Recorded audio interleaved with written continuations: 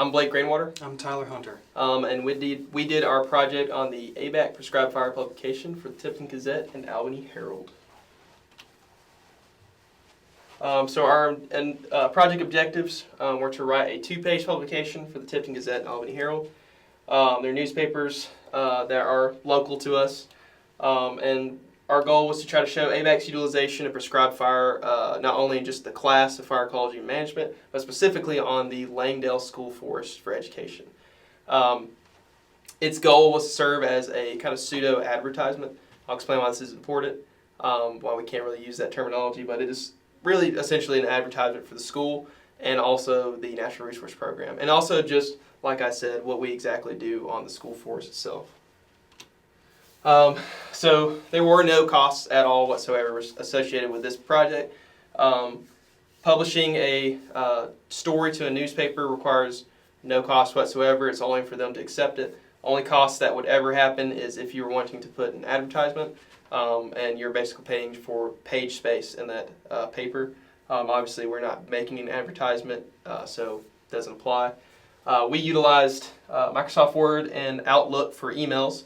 All through ABAC, so this was no cost through us or the school at all. I just periodically took pictures throughout our classes and prescribed burns and whatnot to be used for presentations, and then obviously to look through to be put into the paper. Time frame, we began the true project planning on March 3rd. We kind of dabbled into kind of figuring out how we wanted to structure the paper, but never really put anything on paper until the 3rd. Our progress report was submitted on March 13th of 2025. We didn't have a draft submitted for that report, and I'll explain this next slide why we weren't too confident in what we had, and we're afraid of, seeing if we weren't able to complete the project or whatnot. We held interviews throughout the actual period, specifically one very long one, very good interview with Grant Rents. And then we had a good discussion with Miss Eve Copeland-Breachable on formatting this paper. And then our final draft and report was submitted on the 8th of 2025. So our initial planning, outline and drafting process. We wanted to show, obviously, ABAC in a good light. And we were provided a very broad idea of how we needed to get this paper done. And it really, with fire itself, it's a broad topic, and especially trying to discuss fire with also how does ABAC utilize it. It was a lot of information. We had to do a lot of cutting. Our initial drafts were really pretty too broad. We weren't really very, very confident in how they sounded or if they were even getting information across that was useful. Were they too technical? Were they not technical enough? It's just trying to cover so much information in such a short 2-page paper is very difficult, and it definitely hit us hard at the start. But yeah. So with prescribed fire, especially with the public, this is really meant to be as an advertisement for the public to see how good ABAC is doing with ecological management through fire. And with shortening up, as me and Blake did, it was very difficult because it would get to the point where it was so broad that it really didn't have any meaning to it. So that was one of the difficulties, to make it to where someone who was completely did not understand anything about prescribed burning could read it, understand it, and want to know more. That was the big challenge, and I do believe we overcame that. That was the big goal, obviously. Yeah. In terms of the breakthrough in writing, we had a discussion, as Blake said previously, with Miss Eve Copeland. She's the communications specialist here for ABAC, and she did a great job with helping us synthesize our information and putting it in a way that the general public would be able to understand. Really, another one of our hiccups was we come from the Journal of Wildlife Management. We've both written many papers through such a format, and it was putting it in another style that was a little bit challenging in terms of some of the punctuations and some of the marks, and she helped us go through and straighten it up and make sure that we did make some silly mistakes to have those newspapers basically cut us out. And it really sped up our paper, our writing process through going to her and having her help us synthesize a lot of what we were doing and how to tell the public in a way that would make sense, in a way that would also fit in a more of a publication.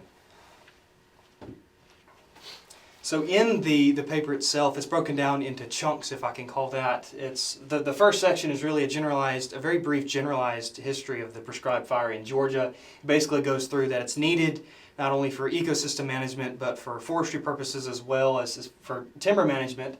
And it basically goes through why state agencies like the Georgia DNR, which is the wildlife sector, the wildlife side, and the Georgia Forestry Commission, which is more forestry, use prescribed burning and how it really pertains to both of them. It also uses, we both bring ABAC into the discussion as well to briefly talk about how ABAC and our classes and really our curriculum here, wildlife and forestry, tie in prescribed burning and use that as a core part of the curriculum here, especially for being in the coastal plain. We also brought in where we go do our labs. We are in a prescribed burning class now, but most of the importance of the prescribed burning, at least for me, was instilled into me years ago in our labs, Silv labs, everything. We went out and we were able to see it hands-on, either at a lab hall WMA, which is not owned by ABAC, or by our owned school forest, the Langdale School Forest, where we could go out, see the effects of prescribed fire, see the benefits, as well as seeing some studies coming from older students that show the benefits of prescribed burning in wildlife and in forestry practices. With the degrees in the labs that we are taught in our curriculum here, the degree ABAC offers through our YAL building, through our wildlife and forestry programs, both give us really an in-depth hands-on view in terms of prescribed burning, its aspects, its successes. It's basically prescribed burning 101. Really allowing the students to get a hands-on experience in ecology management and be able to get out on the job site and be more ready and not be as green behind the ears, so to speak, for people who haven't had that experience at other institutions. Overall success, I feel that we completed a very good final draft, and then obviously submitted our report to Dr. Vanessa Lane, who is going to be watching this and grading this as well. We're going to be basically now at this point awaiting for submission to basically acceptance or denial from Tifton Gazette and Albany Herald.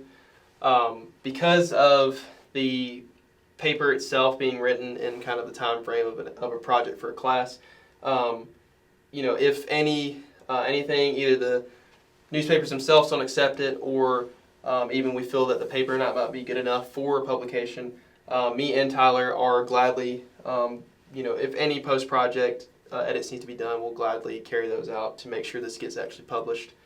And I definitely feel, and I think Tyler does as well, I think we made a very good, satisfactory paper just for audiences itself. We shortened down that information enough to make sure that our audience can really understand what ABAC does with prescribed burning, and despite being such a broad, technical, and kind of scary topic for most people, wanted to make sure that we can get that out to them. Yeah, and really, even if this doesn't get accepted by the newspapers and it does flop in the end, I think the main success here is really reestablishing that communication from within ABAC itself to promote prescribed fire, say how important it is, and really ask for these other people that are in other departments to come out and see prescribed fire and see how ABAC does it, to give them a taste on how professional we are out in the field and really why we do it. I think that with what me and Blake did, really, if it doesn't go through in terms of being in a paper, that is, my opinion, the biggest success. And it was just a really good learning experience for all of us.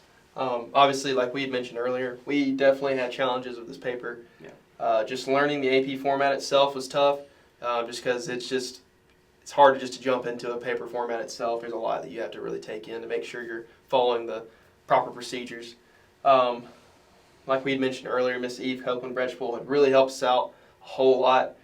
She recommended different news companies, like Tifton Grapevine was a really nice one to read. It really shortened down broad newspaper articles into these short little bites for people just to scroll through and read if they want to read about that information.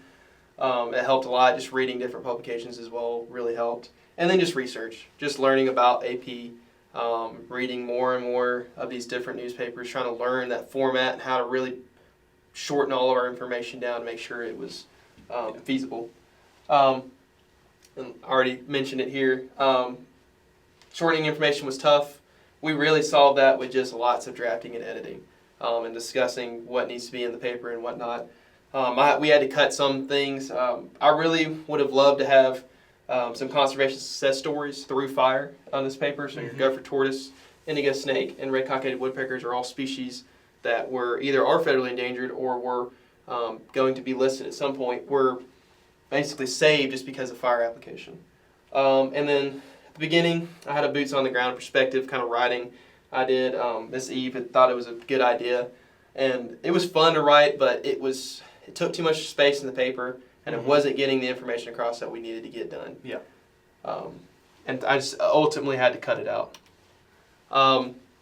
Future ideas.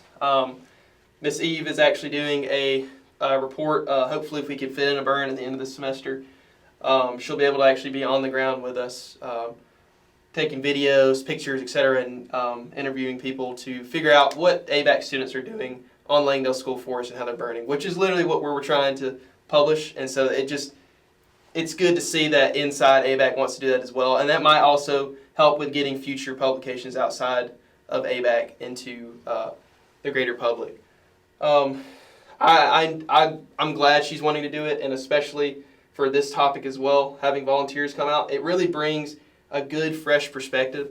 We're so knowledgeable in this field that we can know so many things that people outside this field won't understand, terminology, etc., anything like that. And I think getting that fresh perspective is going to be much more helpful to get the information to be in bite-sized chunks for people. And then I feel I got to assist on a private land owner burn with ABAC. I feel that getting a story out about this is amazing. If you really want to see how ABAC is giving back to its community, and not just Tifton, but the Tift County as a whole and surrounding counties, I feel that this is a very good idea. It's something that needs to be pursued maybe in the next rotation for natural resource and ecotourism management. I think it's just good to see that we are giving back to our community, and that students are trying their best to, in the classes, to really use that experience that we have in classes to assist people outside the building. Yeah. This concludes our presentation. Thank you for watching. Yep, thank you.